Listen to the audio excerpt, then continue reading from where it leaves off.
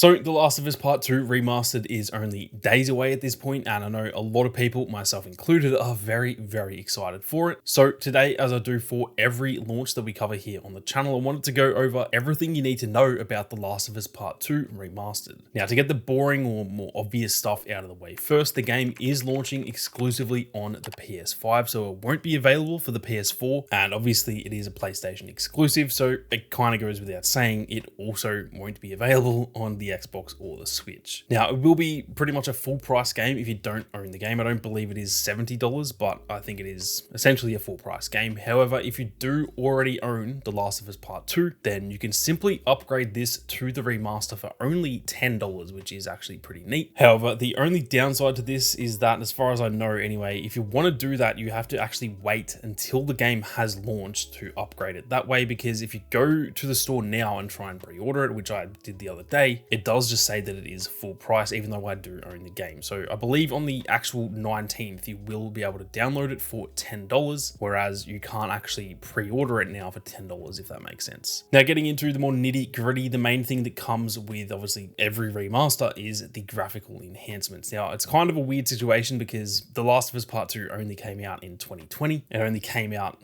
less than 12 months before the current generation. So it's barely even a previous generation game. And a lot of people were kind of confused as to why they even remastered it, because it already looked absolutely stunning on the PS4. Now, with that being said, the game will now have native 4K if you do play it in the fidelity mode, or it will be 1440p upscaled to 4K if you play it in performance mode, which is still going to look a fair bit better than the PS4 version, because I believe on the PS4 it was only 1080p upscaled to 1440p. I could be wrong there. And obviously on the PS4 Pro, I believe that had 1440p upscaled to 4K, but upscaling compared to native is obviously not quite as good. So the game will definitely look a little bit better. Now, the key area where it is going to look a lot better is that it has an unlocked frame rate apparently. So this means that if your TV or monitor has a variable refresh rate, you will potentially be able to get over 60 FPS depending on whether the game actually performs up to that standard or not. Being Naughty Dog, I would imagine it will. They've never really launched a game in a really bad state or anything, but we all know from the previous few years of gaming that a lot of games do launch and they're not quite up to scratch. So I'm not too sure if it will go above 60 FPS just yet, but I'd imagine it will. They seem pretty confident in saying that. And with that being said, most people's, monitors and TVs are probably going to be locked to 60 FPS anyway, unless you have something in the higher price range. Now, before we go any further, if you guys are enjoying the video, be sure to hit that subscribe button for more The Last of Us Part 2 content. There is plenty more on the way, especially once the game launches. There's going to be plenty of tips and tricks for the new no return mode and stuff like that, so make sure you don't miss out. Now, in terms of the story, it is obviously the exact same story and the same length and everything. This isn't a remake, it is just a remaster. However, there is a pretty neat addition in the form of some extra skins. So the actual story content is all going to be the same, but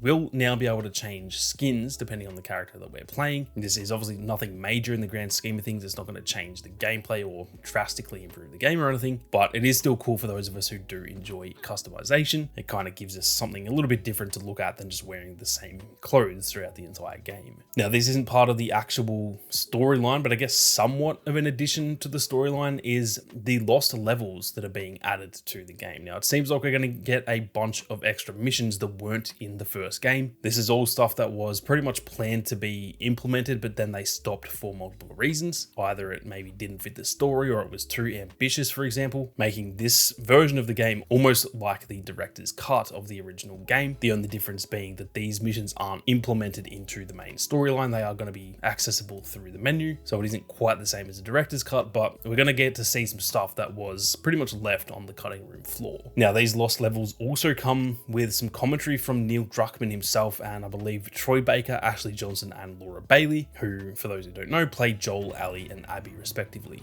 Now, the most notable addition of all, though, is the roguelike mode that is being added called No Return. Now, I've got a full video breaking this down already that is live on the channel if you guys want to go and check out all the details you need to know. It is the most recent video on the channel, so go and check that out if you want every single detail. But for a quick summary, No Return is essentially a permadeath mode that has multiple different stages where you need to survive and make your way through. And if you die, you will start from the very beginning again. There are different tasks for each different stage, there's new skills and weapons to unlock, and you can even choose between a bunch of different characters who all have different strengths and weaknesses, and even start with different weapons too. This mode is by far going to be the most interesting and I guess the most talked about point of the entire remaster, because it is the biggest piece of additional content that we are going to be getting. And I'm sure you guys have seen a lot of roguelike modes that have been done in the last few years. Games like Hades, for example, God of War Ragnarok just had some DLC that was also, you know, implementing a roguelike mode. Games like Sifu, for example, there's plenty of games in the last few years that have kind of taken on this roguelike renaissance in a way. And so I think a lot of people are going to have a lot of fun with this, and it's definitely going to be the focus, at least for me, on the channel. So you can expect to see plenty of different tips and tricks and stuff like that on how to survive and how to make your way through the game mode. Now, lastly, just for some kind of smaller stuff, there is also a few extra, I guess, modes being added to the game. One of them is definitely not a mode, but we'll get to that in a second. Firstly, there is the speedrun mode that is being added. This is similar to The Last of Us Part 1 remake. It is unlocked once you finish the game, and it kind of just comes with an in-game timer for speedrunning. The focus of this mode is obviously just finishing the game as quick as possible, and it makes it a little bit easier to do that and to keep track of that. Now, the other piece of content that I was talking about is, like I said, not quite a mode, but there is also guitar free play, which is going to be fun to see how that goes. It is definitely more of a gimmick, if anything, but it will be a fun addition nonetheless. It seems like it is going to be something that most people are going to play for like a couple minutes and then move on from it. But obviously the mechanic is already there from the actual main storyline, so I can't imagine they spent that much time working on this. It is just something fun to add to the game. But anyway, guys, that is essentially everything you need to know about The Last of Us Part 2 Remastered. I am very keen to hear whether or not you are keen on the remaster, so be sure to let me know down in the comment section. And if you are keen on it, be sure to subscribe, as there is so much content on the way. Like I said, going into the nitty-gritty of how to play the no return mode, all of the best tips and tricks, all of the different unlockables and stuff like that, so make sure you don't miss out. But with that being said, thank you all very much for watching. You guys have a great day, and I'll catch you all in the next one.